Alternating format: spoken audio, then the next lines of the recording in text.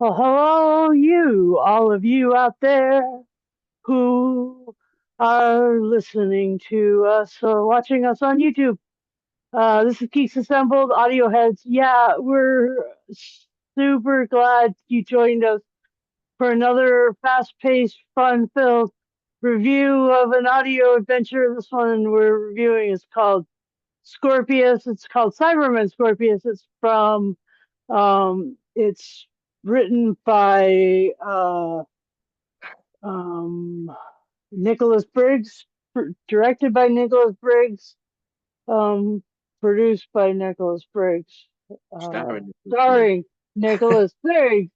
So if you are a Nicholas Briggs fan, this is your this is your chance. This is your best, absolutely one of the most Nicholas Briggs thing you could possibly find. And it's called Cyberman Scorpius for the reason that the issue is these uh, these people on this Orion planet are experiencing a war, and their idea is to complete this program called Scorpius to try and fully win the war. Anyway, with all of that said, I'd like to introduce you to Lee Wilson, and he is going to open this Scorpius review, the first episode of the Cybermen series. And we are going to, yeah, so go over to you, Lee. Opening thoughts, etc., etc. Etc. etc. Right, yeah. Let's see. This is a 60 minutes drama, Yeah. roughly. And this one's setting up what's to come. Scorpius, at the beginning of the order, is like a code name to alert agents that it's time to move ahead. Mhm. Which happens, and then the character of Paul Hunt. He's at the beginning of the drama, gets the phone call, and the word Scorpius is mentioned. He has to go. Mhm. Um, and then he strangely disappears at the beginning of the drama when he discovers something. Um, but later returns, sort of in a hologram form, Mhm. to talk to the character of Karen Brett, who is Mhm. an admiral in the war who will stop at nothing to succeed.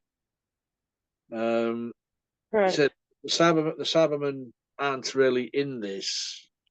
No, You get not yet. glimpses or audible things like the controller, and Uh-huh. things like that. It's very well put together, atmospheric, and for me, they've really got the essence of the sort of feel of the classic Cybermen with Uh-huh. the music, the soundscape, the clunking, clanking with the music, Mhm. which you got back in the '60s Mhm. on TV. Yeah, it's the is it the president of is it America or the president of the world? I can't remember who he was classed as. Shuts Scorpius down, the Operation Scorpius. But strangely enough, he is eliminated by Yep. Cybermen, and Brett soon is put in his place as the leader, uh, Mhm. which all this has been planned by Cyber Planner. Mhm. It's a, they're playing the long game here, um, and they give her an offer, which she mostly can't refuse.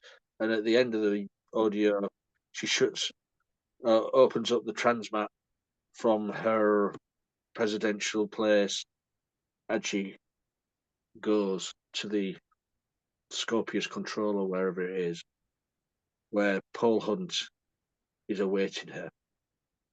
Hmm. Uh, yeah, it's a good. They do cram a lot into just this like hour drama. I mean, I've never heard these before, but I've always been meaning to give them a listen. So once we got the chance, I jumped at it. So it was a good listen. First part was a good one. So over to you, Susan. Yeah, well, I mean, the Scorpius program was a really interesting way of dealing with their their battle against the androids. The androids are synthetic humanoid creatures, and they sound really human almost. I mean, like they've actually got, you know, it's properly like it's got the same sort of feel that uh you know that was going on in the whole Picard series recently, that they're Uh-huh. really worried about the synthetics, the androids becoming too powerful. And so that's what this is like humans trying to rein in their own creation, the androids, and that being a really bad situation. And I mean, there's a computer that is trying to generate a real answer to that issue, and the answer is the computer is actually communicating with the cyber planner and the cyber control. And so you've got the black, you know, you the Cybermen with the black the headset on, like this, you know. That's how you know that that's the cyber controller in your mind. And then the other thing is like the sound, like the music, right?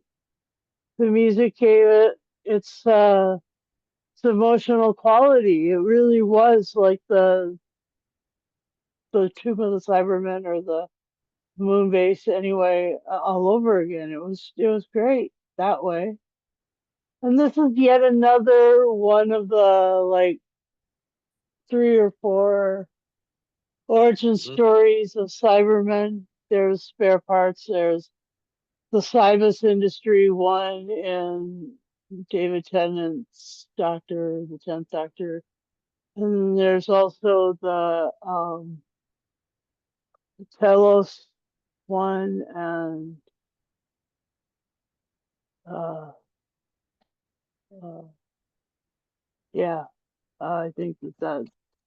Anyway, there That are a one, few. that one, Oh yeah, that the one as Genesis well. of the Cybermen. Yeah. So I mean, we got a few starting points, and so there's a. I was wondering if this wasn't uh, since they say it's Orion, and they don't really let us know that it isn't sort of Earth. If this is Mondas, Telos, one of those, it's just it's all, but it's Orion too. So, and then there's the arm of Orion, which was the one that was supposedly the most peaceful place in the whole wide world, in the whole wide universe. And that's where the Fifth Doctor really wanted to spend time.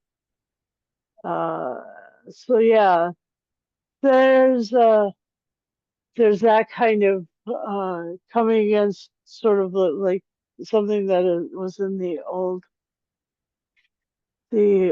things. And yeah, the music was written by Nicholas Briggs, and he designed the sound. So I mean, it really was. This is the most Nicholas Briggs. Um, audio adventure you could possibly shake a stick at. It really is everything. Every part of this production had his hand in it. And so, really, the only thing that's missing is his beard. So just, all you Nicholas Briggs fan, this is your jam. This is where you can rejoice and get really jazzed about it. And it was it was fairly recent in terms of uh, production day. It was 2005, and I guess that wasn't really recent. Wow, 20. Oh my God, Implies. time flies. Anyway, what stands out to you, Lee? Um, to me, it's just the way they really get the feel of the classic Cybermen, the voice, the voice of the Cyber Planner, which Uh-huh. um, we first met in, was it the Invasion? Mm-hmm. I think it was the Invasion. With that, it was just That like that wheelie thing yeah, in that guy's office. yeah. That we first, I think it was that one. Yeah, it first saw it in there. Now we've got it here. It's just Mm-hmm. Nicholas Briggs recreate. I think Nicholas Briggs is a big fan of the Mm-hmm. Cybermen because he does love this era. Not Mm-hmm. so much of the 80s Cybermen or the modern Cybermen. The Mm-hmm. the classic 60s with that distinctive tinny electronic voice, which they've recreated it so brilliantly. Um, yeah, and so the acting and all this underhand behind the scenes goings on in this like the Scorpius operation. Mm-hmm. Intriguing. I mean, the Sword of Orion, of course, we know was where the the the Great Cyber War happened, and where the Eighth Doctor's Odioth, the Sword of Orion. Um, Yeah. it's a constellation. Um, was mentioned several times. So there may be a connection with that audio at some point. I don't know. And they use for Americans, they use the term constellation as synonymous with a solar system Hmm. or a star system. Yeah, is that so you Americans can understand it? Yeah, yeah, because for us, the word constellation only means the sort of drawings in the sky, the way that the stars Oh, create little images in the sky. so can you? Right, I'm going off tangent here now. So explain to me why the change of the philosopher's stone to sorcerer's stone. Okay, uh, that is because there are there are no No there are philosophers in it. no magical philosophers in the Americas. There are only sorcerers that create that stuff. Okay. So I don't know. anyway, I the don't know. constellation of Casterbarus, where Gallifrey is a star system of Casterbarus in where Gallifrey is, and that difference is just a language. It's just a word that is used differently in the two nations. I like to say, in the some of the voice actors in this, the familiar names were Big Finish. You've got Toby Longworth in this, Uh-huh. um, Barnaby Edwards playing Paul Hunt. Ian Brooker, he's been in quite a few. Sarah Mowatt's playing Admiral Brett. Who else was there? Hannah Smith as Samantha.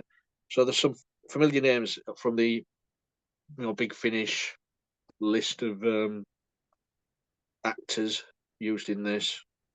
Yeah. And they deliver every time. Yeah. And the other thing is, like, this could They know not what they're be doing. set Nicholas Bray at the in right people. America. It had to be set in the world, because we haven't had any female prime ministers or presidents yet, or maybe ever. I don't know the way things are going. Well, you're never going to get another president anymore now, because he's going to change it so he stays there forever, isn't he? Indeed. That's what he's doing.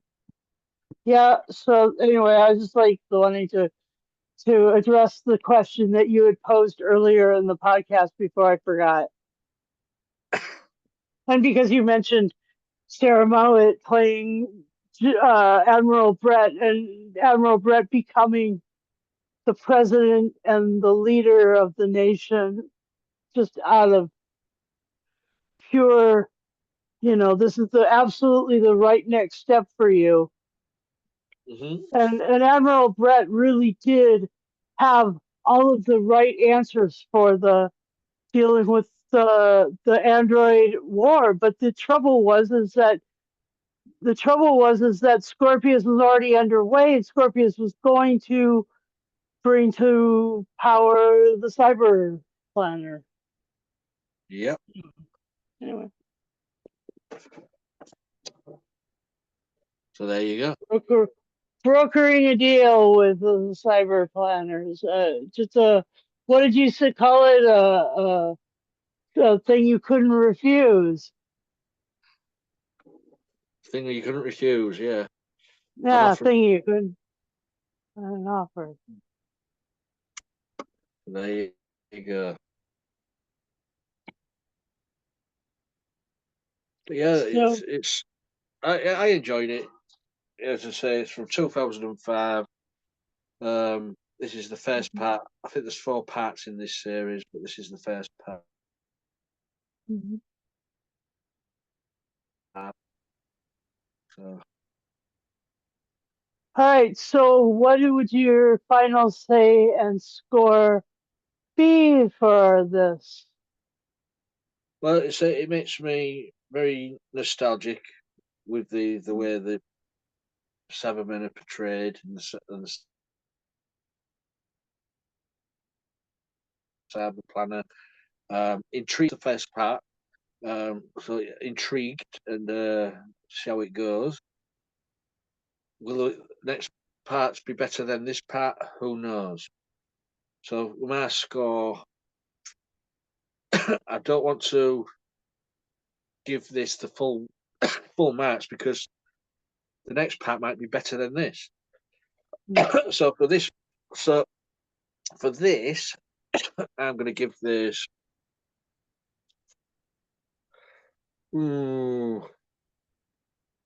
8.5 Cybermats out of 10, and they weren't even in it. Yeah. Yeah, I'll give it that. It's a high score, so I've got high expectations for the next parts. Yeah. Uh, And I'll give this 9 transmats out of 10. I love that they brought the transmat beams back. yeah. I love that they had. I love that this was Nicholas Briggs doing more Nicholas Briggs, and Come on, the Nicholas. Briggs. cyber, and the origin story was good. I mean, it really was a good way of addressing, like, how these creatures, the other point of the Cybermen was that they would remove emotions, and Mhm. there was a hell of a lot of emotions that they were dealing with. So they had to deal with that.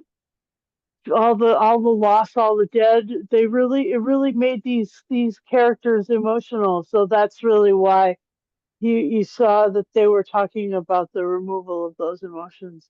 Anyway, Yeah. you will be like us. You will be like us. You will be like us. Oh, I love that. I love that voice too. Anyway, so for all those things, we'd like to thank you for watching us and watching us. You will watch us some more, I promise. And if you hit the subscribe button and the bell notification button, Yeah.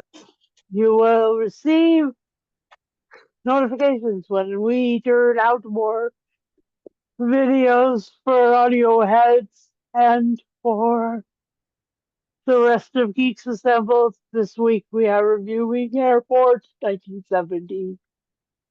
And also would like to thank you for subscribing and leaving Hmm. comments below and joining us in our social media.